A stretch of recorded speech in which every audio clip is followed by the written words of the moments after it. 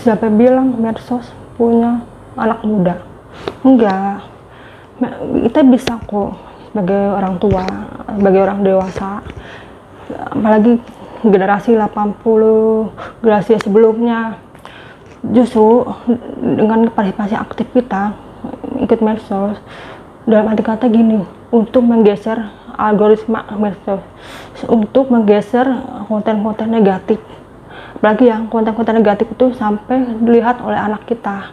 Itu satu.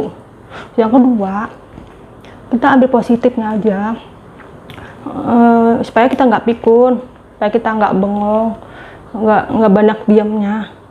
Dengan kita aktif, dengan bicara video kayak gini, otak kita itu kebuka semua, dan kita belajar. Nah, seindah-indah mengajar adalah belajar. Dengan belajar, kita mengeluarkan kata-kata, berpikir untuk menyampaikan kata-kata, terutama kata-kata yang baik dan positif. Terus yang ketiga, dengan medsos yang kita punya banyak masalah, yang punya banyak kegiatan yang tidak menyenangkan, kita bisa sharing. Siapa tahu dengan ada medsos, para pakar, para ahli, dan para profesional dan orang-orang bijak bisa melihat konten kita, datang ke kita untuk kasih komentar. Nah, kita bisa mendapatkan komentar positif dari mereka.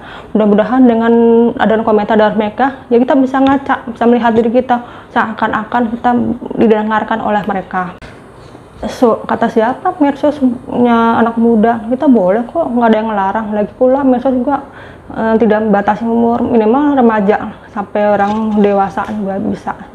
Cuma kita harus yang menyebarkan hal-hal yang positif saja, supaya anak-anak yang muda ini bisa melihat hal positif dari orang tua, dan kita sendiri bisa melihat konten apa yang viral. Nah, viralnya itu kita bisa nilai apakah itu buruk buat anak kita, apakah baik buat anak kita. Nah, apabila viralnya ini tidak baik buat anak kita, tuh lihat tuh sampai nyolong HP, nyolong barang orang lain buat pamer-pamer, padahal dia nggak punya apa-apa, ngutang lagi. Ya kan, itu dampak buruknya dari medsos. Tuh lihat orang, misal lihat yang apa, pajak ngincar, ngacak kita bisa pamer kemewahan itu dari mana? Kan cara buruknya sudah tidak baik buat anak-anak kita. Terus dampak lainnya dengan medsos, kita bisa memfilter dan bisa tahu anak ini bergaul dengan siapa, anak ini bisa melihat informasi dari mana. Nah, dari situ kita punya jembatan untuk mendekati anak-anak kita, dan seakan-akan orang tua kita eksis dengan anak kita. Sesibuk apapun kita, seletoy apapun kita, capeknya kayak apa, kita harus bisa siap untuk anak. Karena anak itu pohon yang kita pupuk, tergantung pupuknya jenis apa dari kita itu. Nah, jangan sampai pohon itu tumbuh layu, tebang angin, kita kehilangan, seolah-olah itu bukan anak yang kita kenal. Moms, ayah, kita harus bisa mendamping anak dan jangan menganggap apa-apa negatif.